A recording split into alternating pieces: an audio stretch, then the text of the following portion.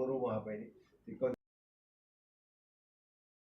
तेंच्यांनी मेंटेन करून घेतला ते महत्वाचे sufficient. This is rental premises.